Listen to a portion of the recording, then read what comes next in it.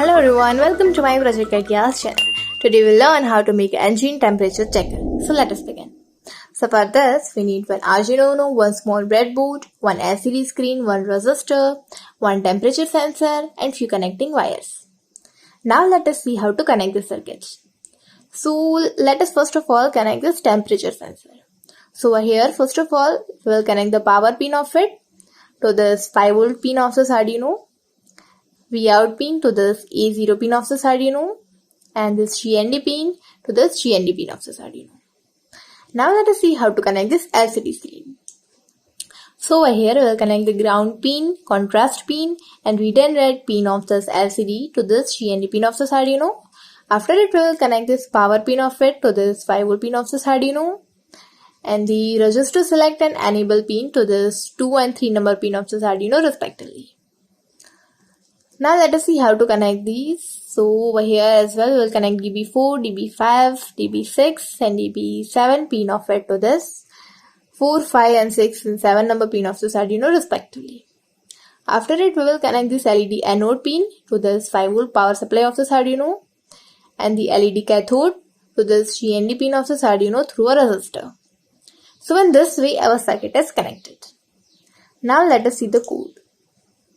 So over here, first of all, we have included one header file of LCD. It is a liquid crystal library, and over here we have initialized one array of this LCD to 2, 3, 4, 5 and 6 and 7 number pin of this Arduino to which this LCD is connected.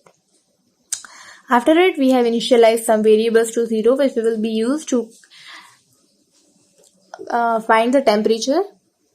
Now in this void setup function, we are beginning this LCD screen. And we have configured the pin mode A0 for the input purpose. Now in this void loop function, we are reading this value from this A0 pin to which the temperature sensor is connected. After it, we will store it in the status variable. After it, we are calculating the voltage and at last finding the temperature using the voltage. After it, we are clearing the screen, setting the cursor and printing the temperature. And this is the delay function. It takes time in milliseconds, and over here 2000 milliseconds equals to 2 seconds. Now let us see how actually it will work. So for that I have clicked on start simulation. Over here you can see the temperature is 30 degree and hence 30 point something will be there. So it is showing 31 degrees centigrade.